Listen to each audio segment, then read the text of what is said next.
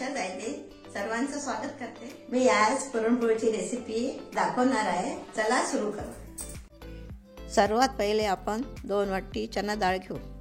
त्याला पाणी टाकून स्वच्छ धुवून घेऊ। आता आपण कुकरमध्ये डाळ टाकून त्यात 6 वाटी पाणी घेऊ किंवा तुमच्या अंदाजानुसार पाणी टाका। फक्त हे डाळीच्या वर थोडं पाणी आलं पाहिजे। चला आता आपण डाळ शिजवायला ठेवू।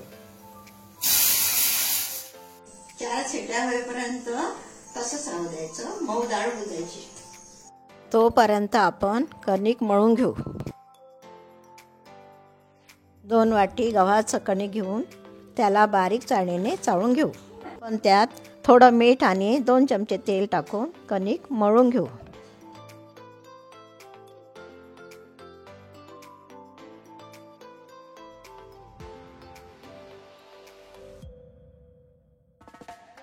आता आपण कणिक नरम मळून घेऊ। मळलेल्या कणकेला 10 मिनिटं बाउलमध्ये टाकून झाकून ठेवायचं। 4-5 विलायची कुटून घेऊ व थोडं जायफळ किसून घेऊ।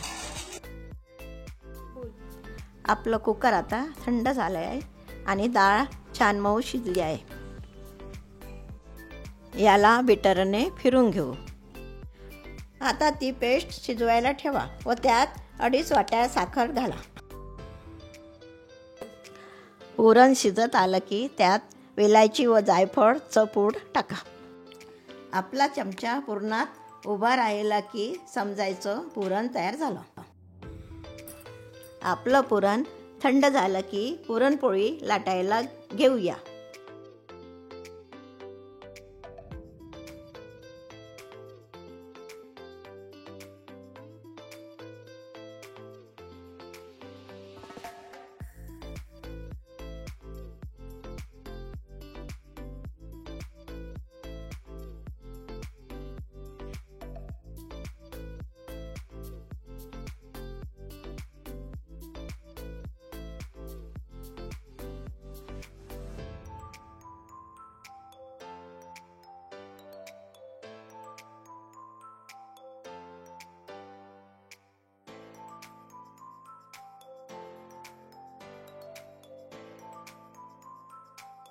पुरणपोळी तव्यावर टाकून त्यावर तूप टाकून शेकून घेऊ।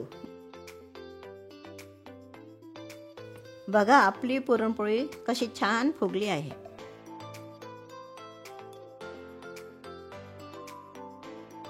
चला आता आपण प्लेटिंग करूया।